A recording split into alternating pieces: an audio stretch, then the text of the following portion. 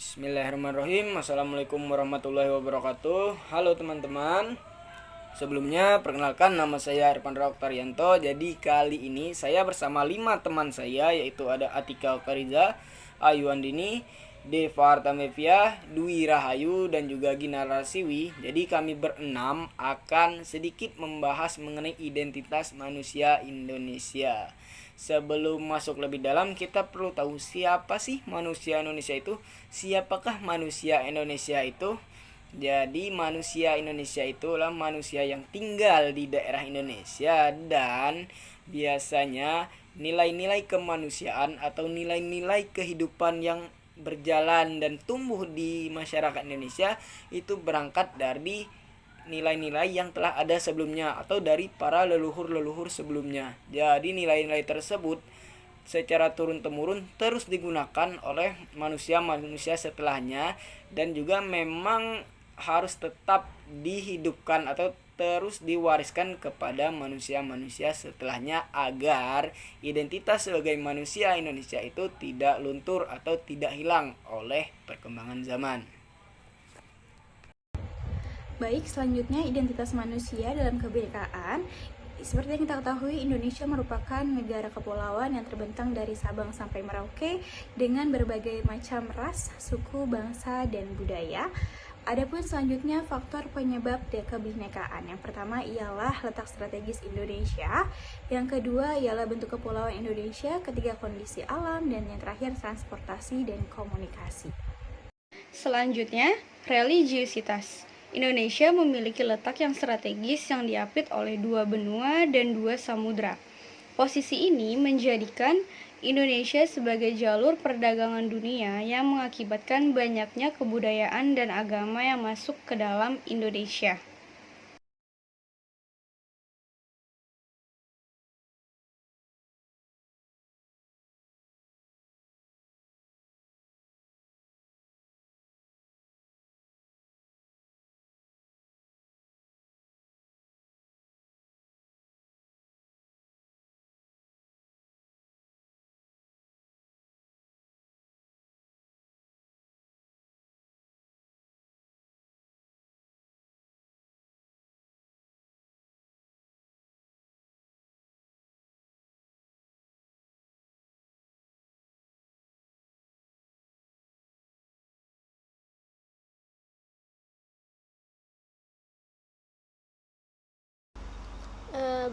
Selanjutnya yaitu mengapa kekuatan nilai-nilai luhur identitas manusia Indonesia menjadi bagian penting dalam konteks pendidikan nasional.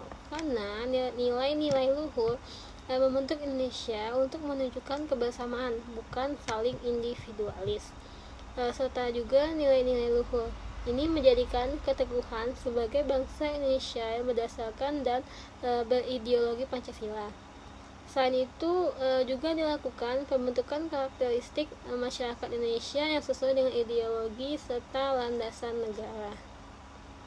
Oke, baik, selanjutnya saya akan menjelaskan tentang rumusan identitas manusia Indonesia menjadi sebuah landasan yang kuat dalam mengimplementasikan pendidikan di Indonesia.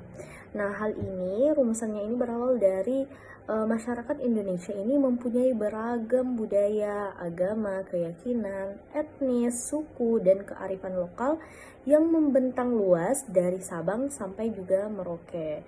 Nah, kemudian pendidikan di sini mempunyai peranan yang sangat penting dalam melestarikan keberagaman agama, menjaga kesatuan, kemudian memelihara keharmonisan untuk membangun paradigma berpikir, bersikap, dan berperilaku. Nah, sehingga dalam dunia pendidikan, peserta didik mempunyai budaya luhur, lokalitas, dan identitasnya masing-masing.